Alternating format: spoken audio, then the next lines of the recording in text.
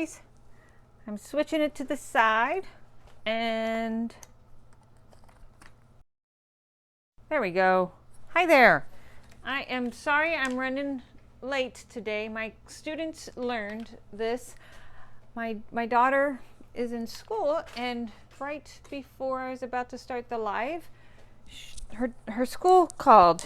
They said that she had fallen and had hit her head during recess, and I needed to go and get her. So thank you guys for being here, and sorry about the delay, but I've always said this.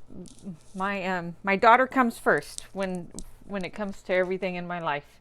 Well, my husband too comes first as well, but so I needed to first take care of her. But she's home and resting, and we'll see how things go.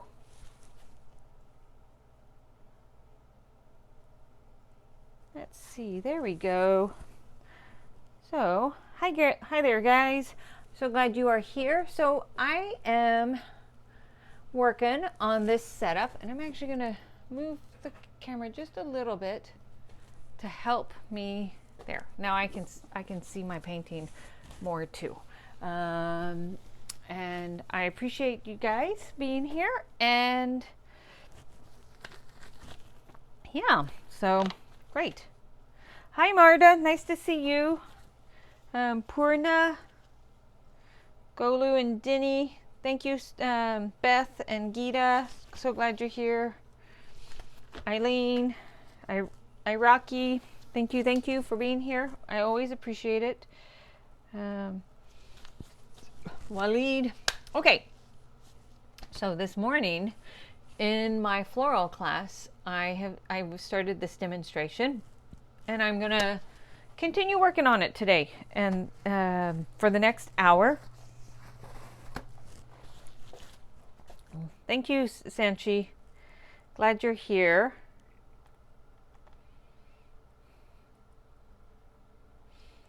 So yeah, this is the demonstration that I was doing for my students this morning, and it's a painting of, well, you can't quite tell the flowers just yet because I've just started working them in. I want to soften this edge a bit, so because it's got a bit of an edge, and so it's catching the light and making that edge feel really hard. So I want to soften that a bit. Let's see.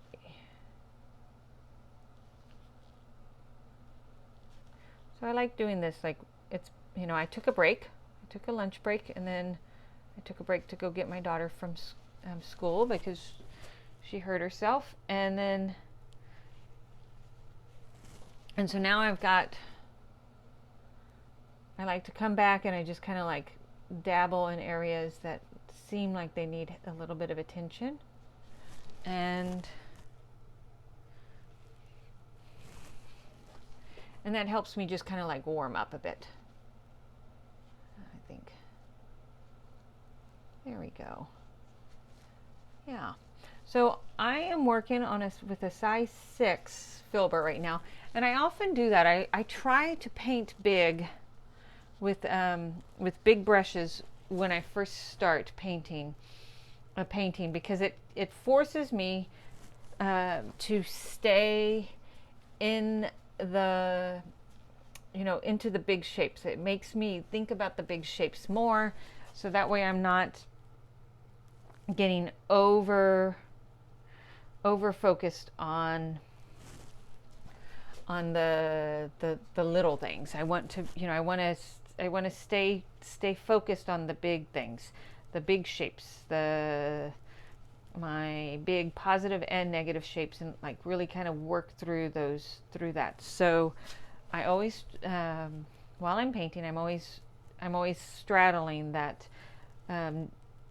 fine line between detail and abstracting my shapes. So I'm gonna do that. So I am having lots of fun just trying to get this composition like further developed. In my opinion, it's an exceptionally pretty composition. It's a grouping of my two favorite spring flower combinations, azaleas and bleeding hearts. So I've got both of those in this composition right now, and I need to.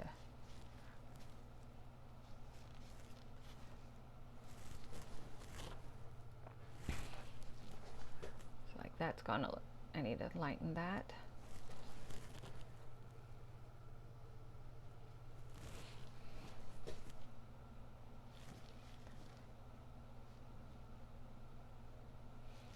I love painting.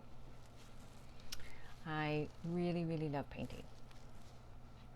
And I'm always so thankful for you guys to be here and letting me, for all my students that sign up for my classes.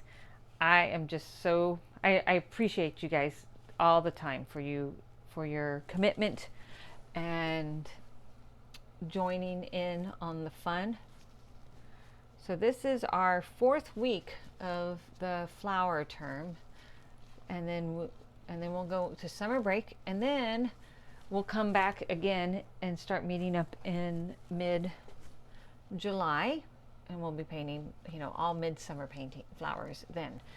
So if you're curious, I encourage you to check out my website and sign up for my teaching newsletter. If you go to my website, there's a sign up on the first page, and then and join me for one of my classes, or join me for one of my weekly classes, or join me for one of the 3-day intensive floral painting workshops I'm teaching this year. I am in June. I'm teaching a rose painting workshop, and I'm really excited about that. Okay, so I'm getting out to that point where I want to get my background in, like I'm kind of, this is background there. I want to start getting some of my background in, so I'm going to add some background as I move out.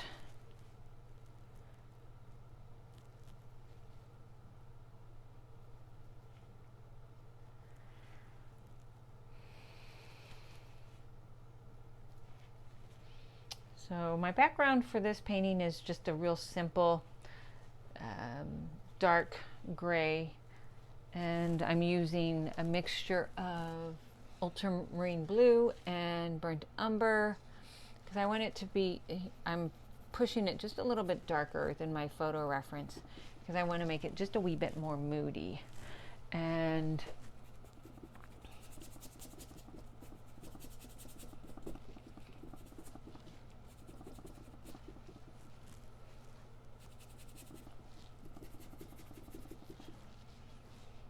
I'm just getting in there.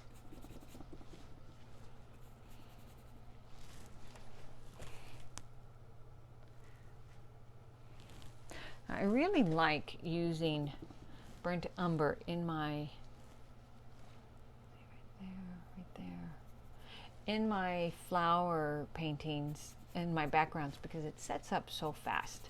It's like a really, well, I went a little bit overboard there, but that's okay. That is, now it's starting to get lighter as it goes around, so I'm going to add just a little bit of white as it lightens a bit.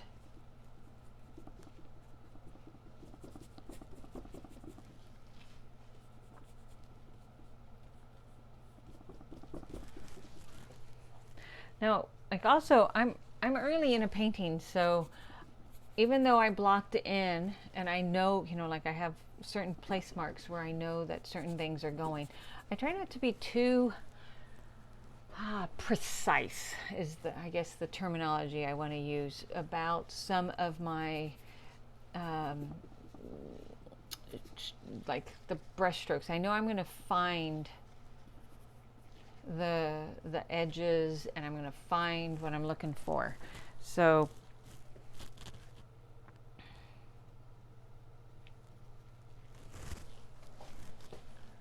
I try to, and you know what, I'm just going to paint over a little bit of,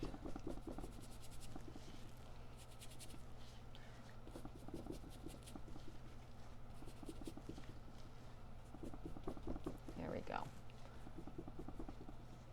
Yeah, being too precious always makes me tighten up too much. And like with azaleas, I think azaleas are flowers that benefit from being just a wee bit more, I don't want to say fluffy, but like just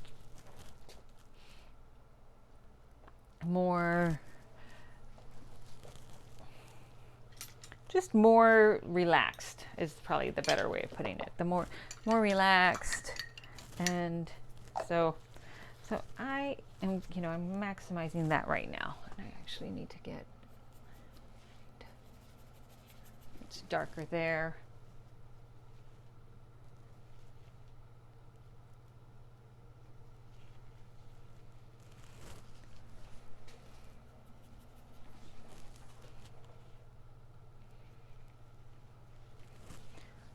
Let's get,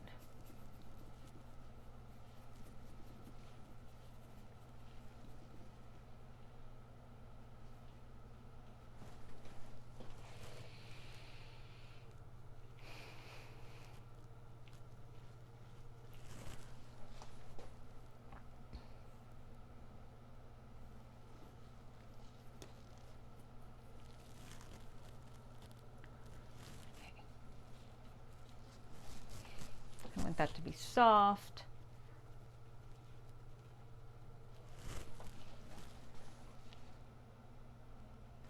And then I've got a little bit, I might as well just cover that up, because there, kind of, there we go. Okay, so I've got enough of that going on to help me set up the shots that I'm going to try to do for the next round of painting.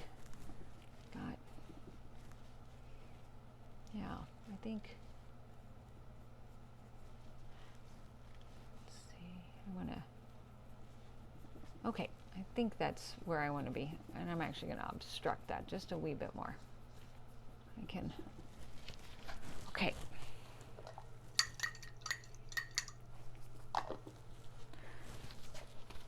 Okay, so I'm gonna, like, if I put here, if I paint on this side, you guys will go stir crazy because you'll be looking at my hand too much. So I'm gonna actually focus more in this area for the rest of the demonstration, and maybe some of the central area to help, so that way you guys don't get motion sickness or anything with the camera, the way the camera works.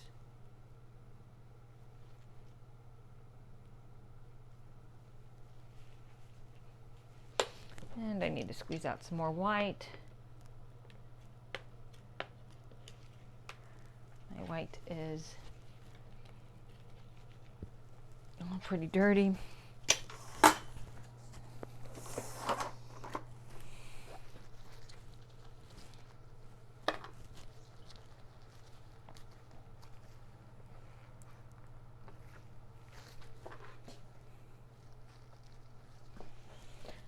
Okay, so thank you guys for being here.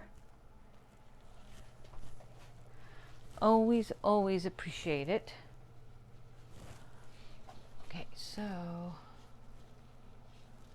what I want to do is find some of my leaf shapes.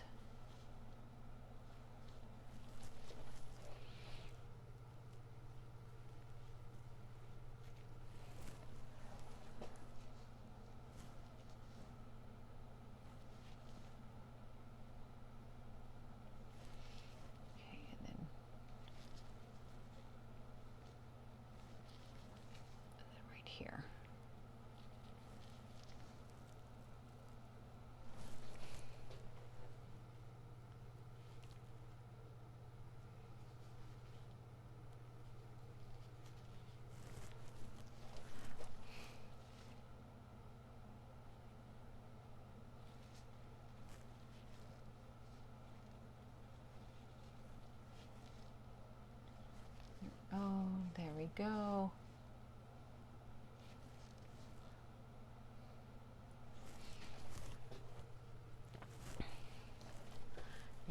Okay, and I have some dark greens that I need to put in. There's a couple greens over here, so I'm going to put those greens in. Some of them are lighter in value, so I'm going to get a couple of those notes there. And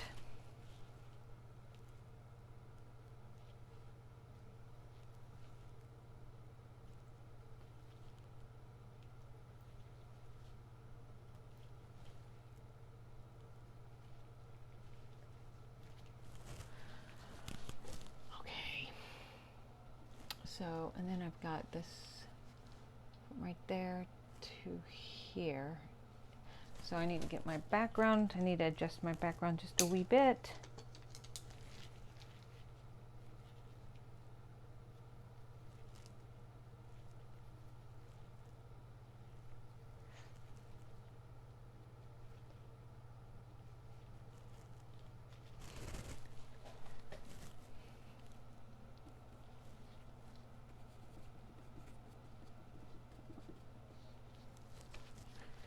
There we go.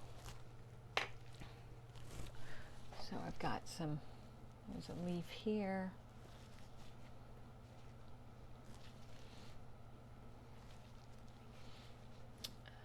There's like a,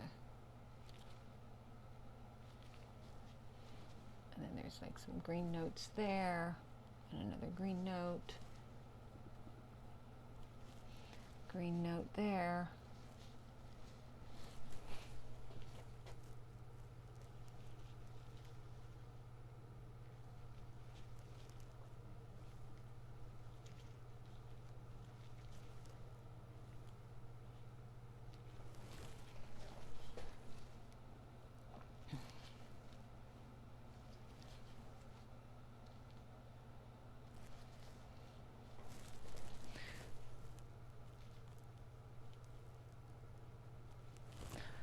Then right there.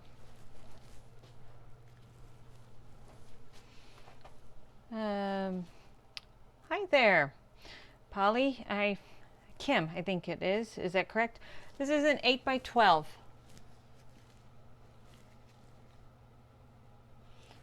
So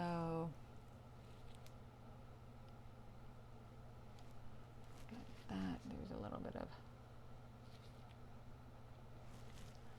yeah. So I'm just background needs to come down just a little bit there.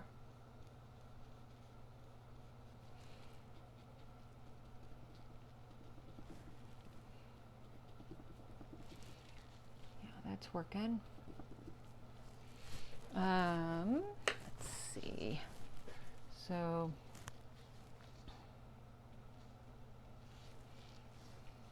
okay, I want that to be a little bit greener. Okay, so where? Okay, I've got some dark greens here that I got to put in. Looks like I need to also get this in. There's a leaf here, so I'm going to get that leaf in. And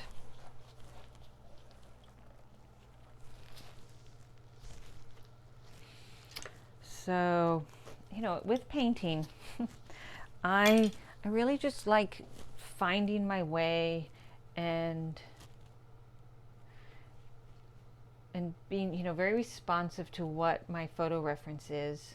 Right now I am working from a photo reference. This is part of, I'm teaching, this is my painting demonstration for my Wednesday floral oil painting class.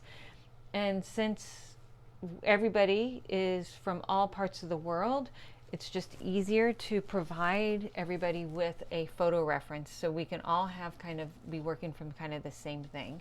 And that way when I'm teaching, it's a little bit easier too, because I can like talk to the same subject matter, and then all my students that are taking the class benefit from, you know, all of the critique and guidance that I give everybody in the class, because I find that some things are are universal, and so by us working on the same setup, all allows everybody to have to have kind of a common starting field. There we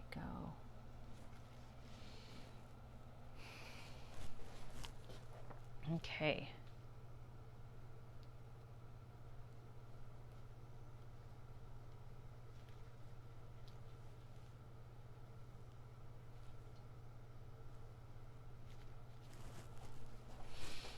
Okay, so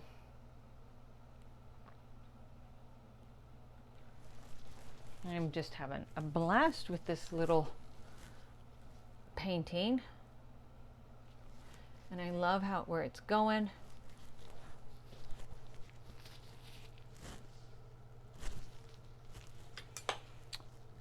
And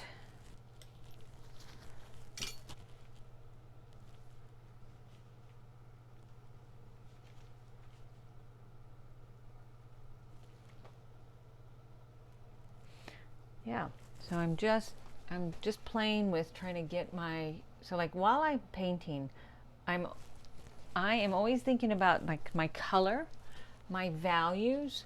I'm always striving to create and I want something to feel emotional, but at the same time I also I paint realistically, so I also want my paintings to kind of feel realistic. I want you to be able to like feel that delicacy of of the of the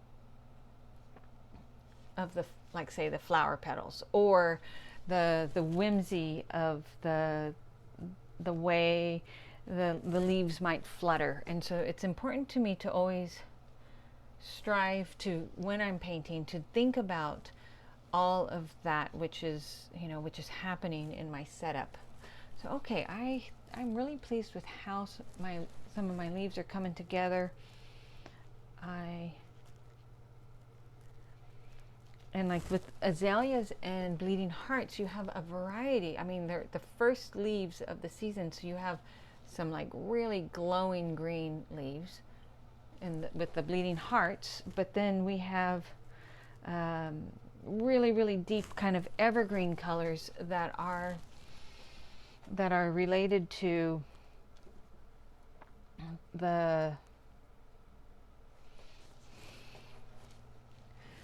how azaleas keep their leaves all year round, so that affects too. And so it's like, okay, so I think I've got what I need to do. I do need to kind of get some of that laid in.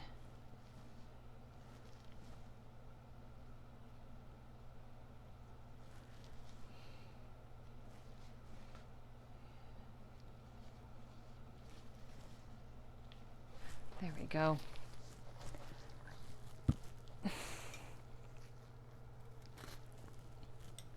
So I'm still sticking with my big brush. I don't like moving down to a smaller brush until I get a little bit further along. What does that mean? Like get a little bit further along? That means I like having a layer of paint everywhere on my surface, or I like to have covered then my first layer of paint with my big brush, and then I move to adding more. Going with a smaller brush, and so that might mean I'm going to be adding more detail. But the big brush keeps me open, keeps me focusing on the abstract shapes of what I'm painting. Even though I'm painting, like I said, I like painting realistically, but I still think you need to always be, oops, too light. You always need to be thinking about like that feeling, the sense of touch is something I'm always thinking about. I want my paintings to have that sense of depth, that feeling.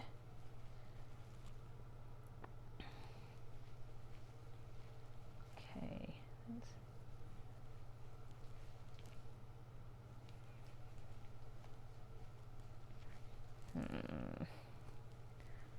There we go. Maybe go. So let's see, I've got some darker grays back here of where the white azaleas are in shadow.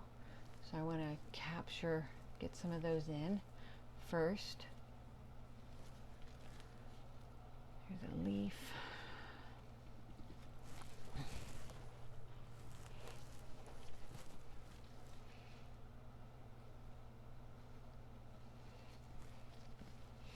Okay, and then, okay, that's something I'm going to do.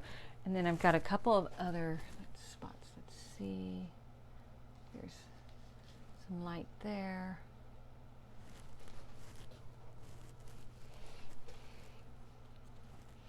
And then there's some of the darker azaleas right there.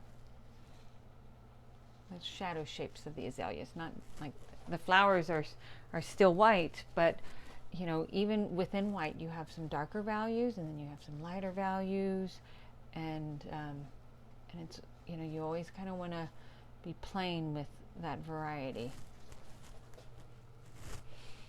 Let's see, as we get over here, even wonder, nope, these actually seem a little bit darker in value. Yep, they are. So I always encourage you guys to squint at your subject matter, because that helps you find your values really quickly. And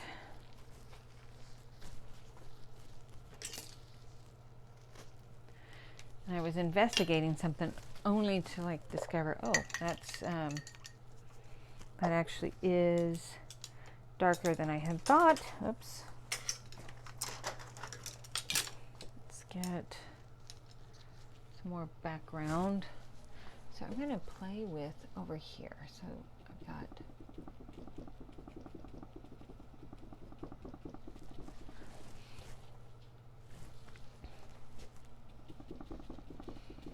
so yeah, I'm just going to paint like that.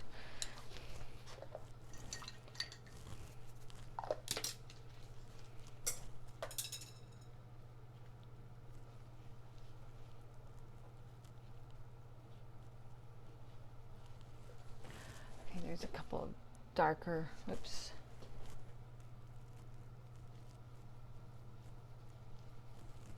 Dang it, that's went to.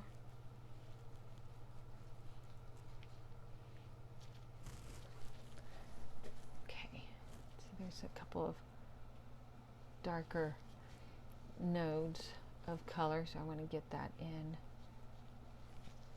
Now, you know, I'm a colorist too, so what does that mean? That means I purposely choose to find, like, instead of saying that's a gray, I try to find like that's a blue gray, that's a green gray, that's a warm gray, a cool gray, because I think that when you incorporate just a little bit more color and variety into your painting, you really get some wonderful passages of color.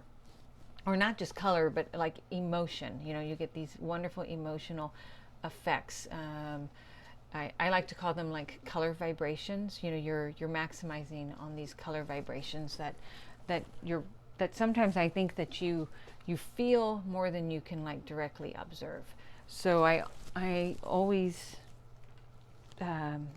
look to use color when, like, so instead of like going it's a gray, I don't say that. I you know, I try to, I may identify it as a gray, but then I immediately go, okay, well, what color is that gray? Is that gray a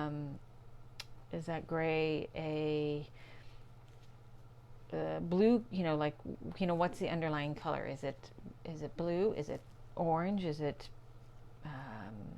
a reddish gray? And all of that helps inform then my color mixing decisions, because I don't use like a gray paint, and I don't often have black on my palette, so I make all my blacks, all my grays with color, with my color choices. So I've got a stem that I need to get in, so I want to, and it's catching light. So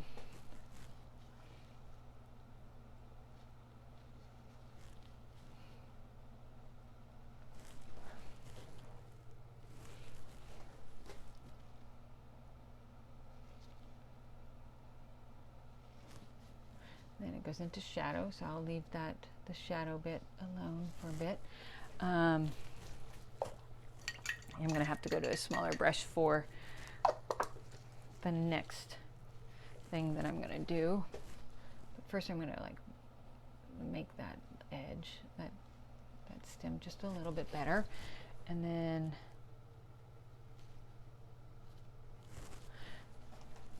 it's dark.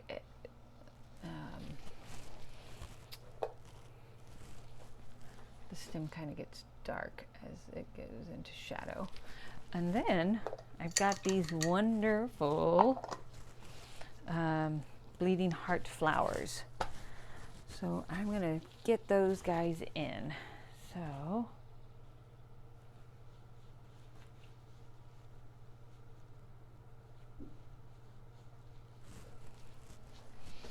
like behind here is the first one. So I'm going to get that guy in, or hint at it.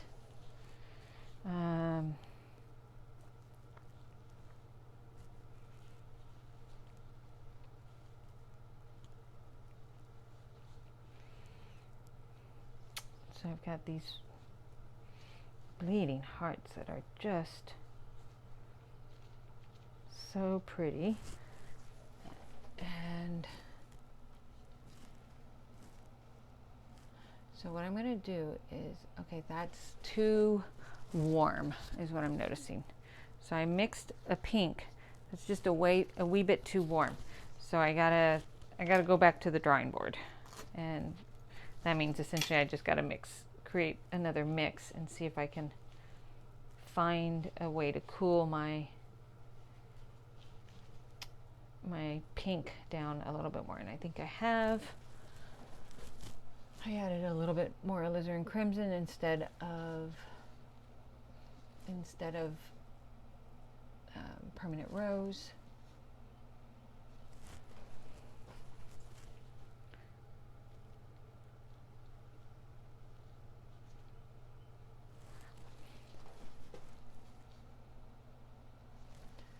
So there we go. So I've got one, and then I got another guy right here. And I'm painting wet and wet, guys. So I'm painting over that blue background. And that the reason I'm doing that is because I really want the bleeding hearts to look like they are in the foreground versus in the background. And one of the easiest ways to do that is you paint the background and then you paint your object wet and wet on top of the background. I think it's one of the easiest and best ways, and also you get these wonderful like nuanced color applications too.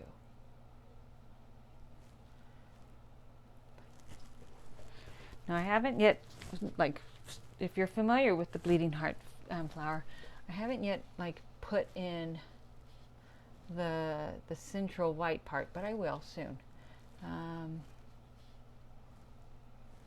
Let's see, so 1, 2, 3. Got to keep myself organized.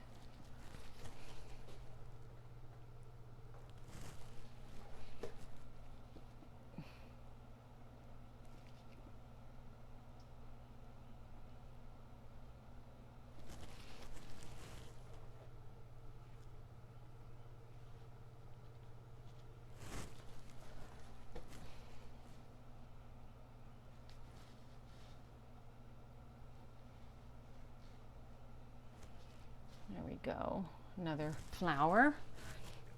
And I'm just kind of piecing it together. And I'm really loving how it's coming together. Look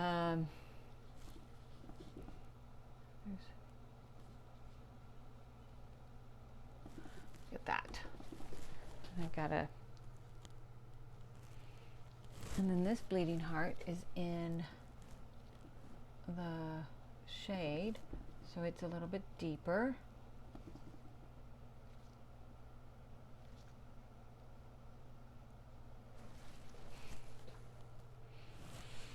And then like, I gotta put some of the shadow shapes in.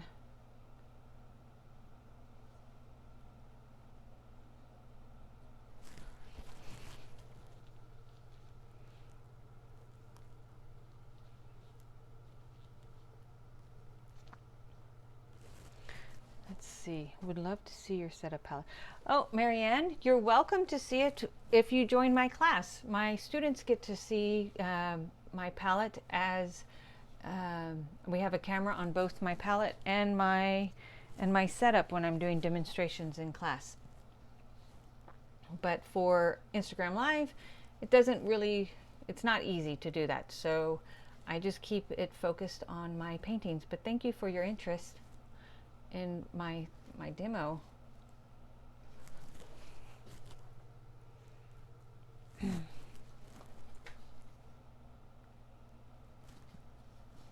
Okay, so now I've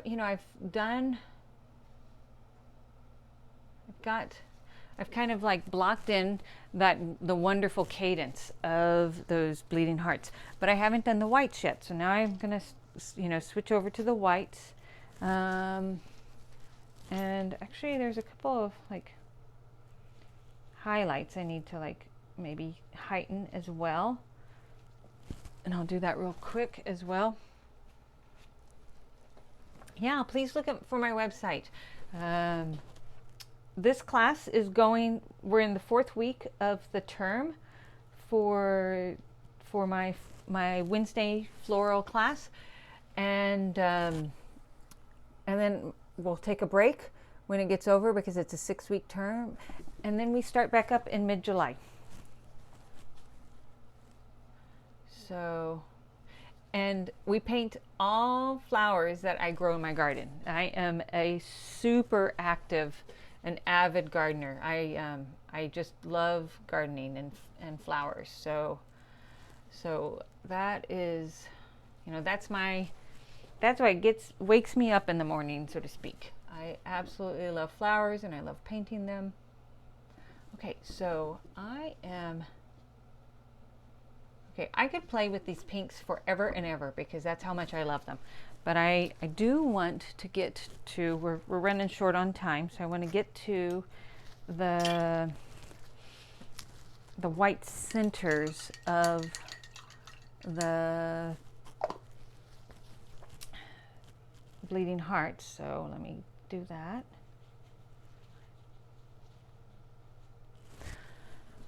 And so let's get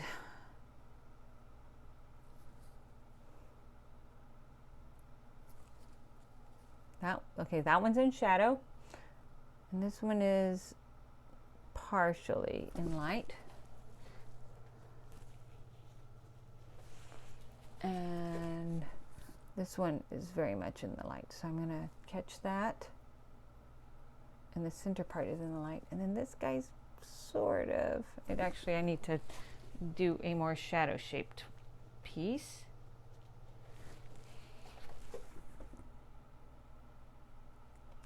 And these guys have, bleeding hearts are so fascinating. How, so now like the center of this flower is in shadow, so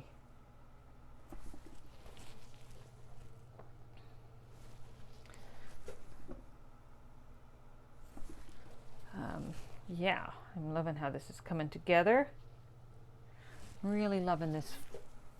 Well, reality is I love painting flowers, guys. It's the funnest thing I think in the world, if I do say so myself.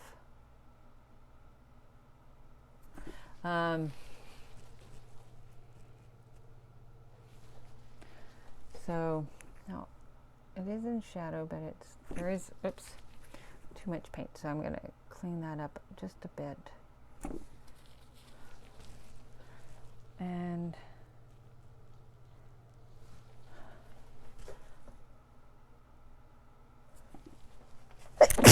excuse me. Okay, so that's working out really well. I'm gonna move on to another area of the setup that, like, I need to get this. There's a leaf right here that I need to get in. So the greens that I use on my palette are cadmium green light or cadmium green pale, depending on the manufacturer's name, but essentially it's the cadmium green pale, cadmium green light, chromium oxide, and Viridian. Those are the three color pigments that I like to use. The pigments when I paint as a whole, I paint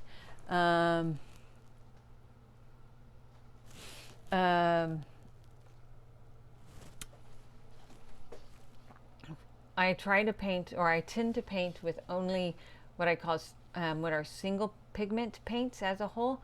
That way I have a little bit more control over how things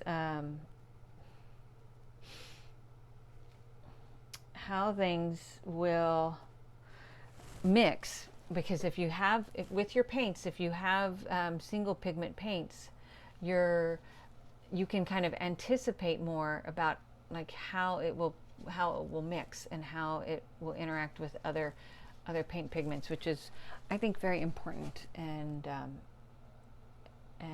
helpful to have that plan. Oh, that's right, I forgot. I hadn't put in another leaf that creates this beautiful like ribbon effect. So I want to get that in over here.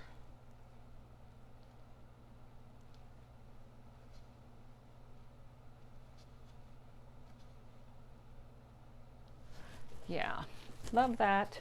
Okay, love that a lot. Oh, thank you, Beth. I love this too. This painting is super duper, if I do say so myself. And all of you guys who are my students and who aren't my students, when you're doing your art, I really encourage you to like celebrate those little wins. So like if you've done something that you really like, you know, pat yourself on the back. Tell yourself that it's, you know, that it's good, it's beautiful, it's, you know, whatever you need to keep going, and especially to keep going if like the next time you paint you kind of have a couple of big mistakes. I think that taking that time to like feed your soul with a little bit of positivity while you're creating goes such a long way. You know, it also, I think, sets you up for being the type of person who problem solves when you're creating too. You know, you want to be able to problem solve in such a way that really makes for interest. So okay, there's a bright pink mark right there. I don't think it adds anything to my composition, so I'm purposely ignoring it. That's the nice thing about when you're painting from photograph, you just have to ignore it. But when you're painting from life, guys, what's so fun is you take a pair of scissors and you cut that one leaf or whatever that is in the wrong place. I do that all the time when I'm painting from life. I just was like, nope, don't want that. I'm going to cut you off, and you know, cut you down and get rid of that. So yeah, I'm really loving how this is coming together. It's very soft and loose, but it still feels very three-dimensional. Love it, love it, love it.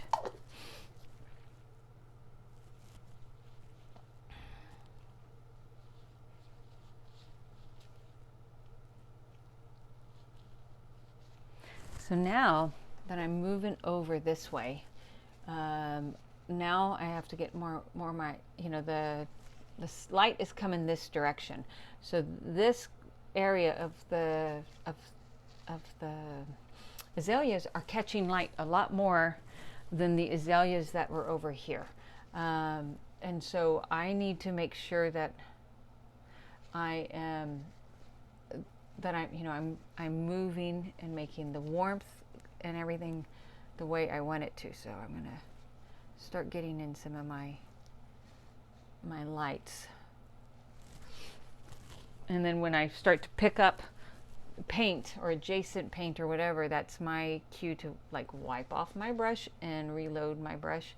When you're painting wet and wet, you always have to make sure that you're being careful about your paint mixtures. You don't want to get them all like your mixtures like kind of, I hate using the term muddy because I don't agree with like muddy, the idea that you can get a muddy color, because the truth is that there is no such, in my opinion, there's no such thing as a muddy color. If you're identifying it and saying and stating a color that you've painted down as muddy, what that, in my opinion, and how I choose to interpret that statement is that it's either it's the incorrect value or color temperature or both. And so instead of just saying it's a muddy color, I think that like that type of identifying when you're looking at, when you're painting, that stops you from actually solving the problem of like what's going on with your painting, because it's so easy for you to just go, oh, I have so much trouble with my muddy colors. Well, when that sounds like insurmountable, instead of like going, well, in this color passage right here, like that 1 square inch or 1.5 square inches, my colors are too warm and maybe too purple, instead of being, maybe they needed to be blue or green or orange even, so I always when painting, I'm always trying to make sure I'm truly analyzing in a way that I can actually answer my, and help me solve the problem of, like what's going wrong with my painting. Okay. So now, if you'll notice, when I paint azaleas, I really get kind of into the abstracty shapes. I don't paint each azalea as an individual. I instead kind of paint them. I paint them as shapes and unified shapes. I try to find the unity in their shapes. I need to get that. There's a leaf right here. I want to get that leaf in.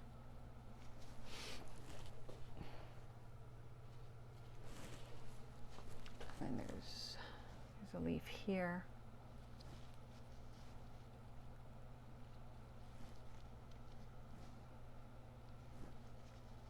Okay, right there.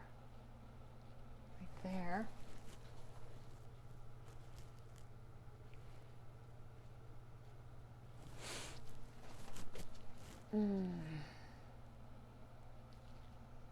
There's some more leaf that's catching light. And then right here, leaf is catching light. I gotta make sure. So I like to triangulate. Oops, that's a little bit too far in. It needs to go. No, actually that's right. Okay, good. Thought I was off. So I like to make plumb lines. So that's what my brush was doing. And it helps me, like, I'm always triangulating and like locating myself. So within the picture plane that I'm painting, I like to think about it as like my own little GPS organization on the painting. I do need to work on that background, that interaction of background to foreground. So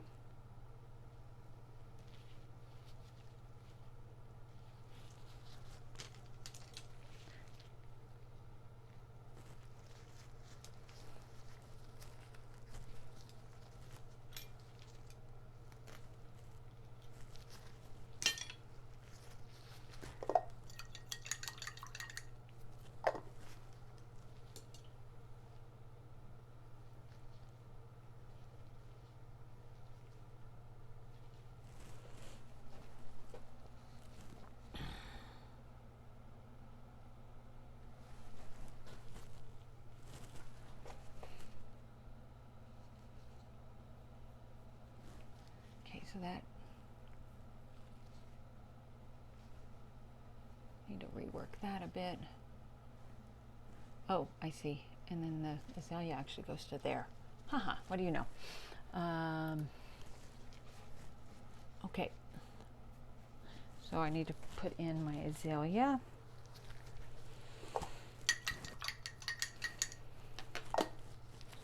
Okay. Let's get my azalea color in. So I'll be painting wet over wet, which is cool. It turns out that, so I'm going to be going over the background, which, I'll make that work. It's all about using a very light touch. And as soon as I start picking up paint, I shift to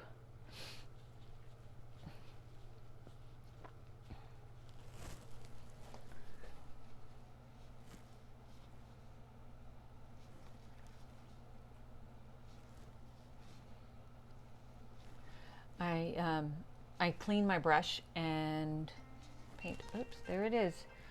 Goodness, guys. This has been such a fun time.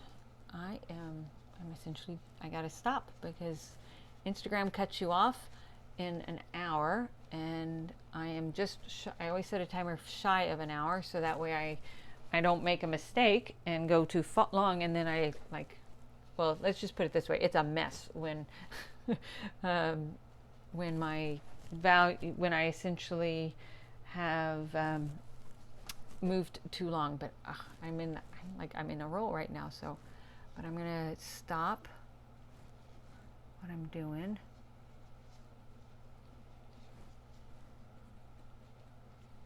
So yeah, so that's what I'm doing.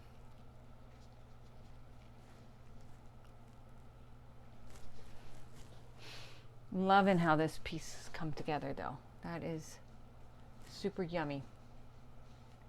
And so there's pink back there, and it's kind of like in the shadow. So I'm going to actually put some pink back there.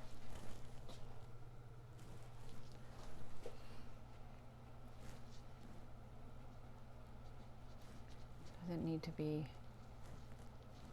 There we go. And it kind of comes down there. Yeah, okay. I am going to let you go so much. Hi, Marta. Thank you so much. I'm so glad you were here today. And you're welcome. Kim and Aurora Formonix, thank you so much. Arun, Aga, Anne. I'm glad you're here, Anne. Hi, Rosa. Hi, Costa. Thank you guys so much. I so appreciate you guys always coming and watching me paint. It's a real honor. I know it is, and just thank you so much. Have a very good day. Take care.